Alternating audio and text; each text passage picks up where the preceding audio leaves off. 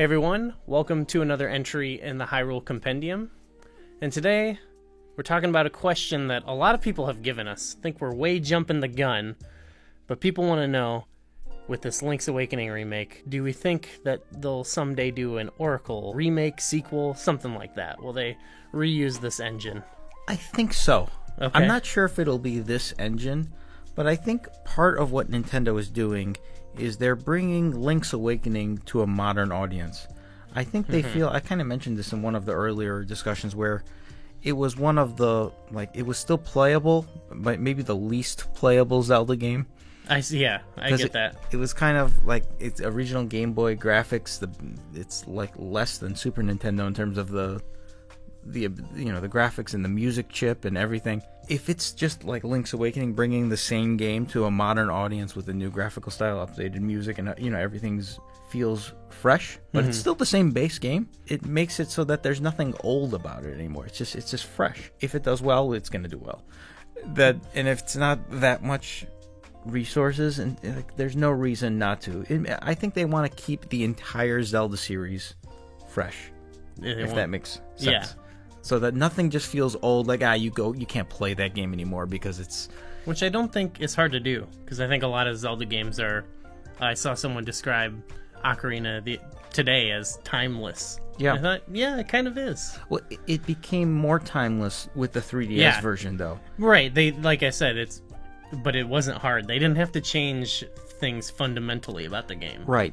A lot of, with that game, is... the graphics of the N64, if you put it today on a 70-inch screen, on a 240 resolution, it would be like, ugh, like, what is this? Right. I remember we played Majora's Mask about 5 years ago on a big screen, and we're like, did we put these wires in right? Why does it look so bad? Remember that? Yeah.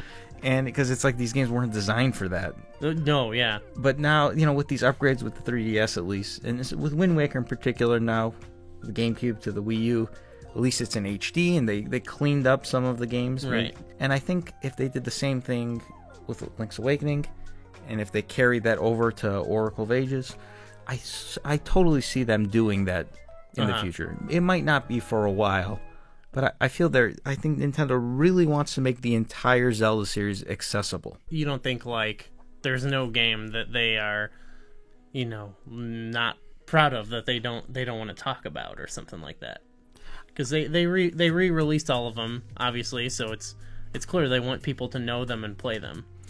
Yeah, I feel the two exceptions to this might be Legend of Zelda and Adventure of Link. Yeah. Where maybe they're just so... Since they're the original NES, it's their first home console. Maybe the time capsule? Yes. Yeah. I think those might be ones they never touch again. Right. Though they could easily do so. They could, yeah. This Link's Awakening... And they sort of have, right? Yeah, they had that BS Zelda. Right. It was sort of like the Super Mario All-Stars version of Legend of Zelda, yeah. With 16-bit graphics. I think they can totally remake the Legend of Zelda or even Adventure of Link. Just with a new, some polish to the gameplay and a new graphical style to make it more presentable to the modern audience, so it doesn't look like it's a 33-year-old game. Yeah. Well, my question, that question was specifically referring to, Link's Awakening got, it seems like, a very special treatment. And it is because it's a special game for Nintendo and for a lot of people. It's still, the iconic handheld Zelda, I think. I feel like the Oracles, they're not, black sheeps like Zelda 2, but they are kind of, for some people, they're kind of, weird, more obscure games, almost. I feel it's one of those things where they have to set the precedent with a game like Link's Awakening. Think of it like with Pokemon, for example. They remade Red and Blue and Green with Fire Red and Leaf Green because that Gen 1 was so special. People loved it. Yeah. And then they made Heart Gold and Soul Silver. Okay. It was I love Gen 2, but but those wouldn't work without Fire Red and Leaf Green. And then especially when they remade Gen 3, because I don't think there's as many fond memories of Gen 3 Pokemon. Yes. But they remade it, and those later ones worked because of the remakes they made beforehand. Yeah. So I feel Link's Awakening is certainly more special than Oracle of Ages or Oracle of Seasons. Yes. And it certainly all started with kind of a Link Between Worlds, I feel like, was the start of this process a little bit. It's not as Like, it looks like they did a lot more work to update it graphically for Link's Awakening and stuff. Right. It's on the Switch, too, so it's a bigger deal, but...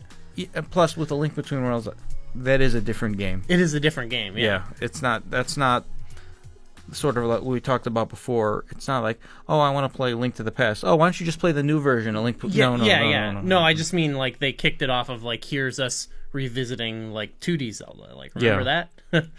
I think they think that A Link to the Past is timeless. Yes. I don't think that has aged. It certainly has aged, but has not aged to a point where I don't think anybody's playing that game and thinking this is not playable. It could use a couple tweaks, I'm sure, but... Some people might say it's unplayable a little bit because it's old, but that's not... There's more reason to think a game like Link's Awakening or Oracle of Ages, Oracle Seasons is unplayable. Specifically Link's Awakening, actually. Okay. That those are less playable today than A Link to the Past. So you think it's more likely that we would get a Oracle remake? Yeah, I think so. As opposed to like a Link Between Worlds treatment. Depending what the final product is of Link's Awakening, but I think we could totally get an updated version of these two games. Okay. That are true to the original game, and I think we will get it. I would be interested in that, but going back to what we were talking about with Link's Awakening, it's like I would always prefer a new game. Yeah, I think we were kind of talking about this. Also, like, I feel Nintendo has made significantly less new Zelda games in the last 10 years. Sure, yeah. But they've repolished so many of their old games. Yeah.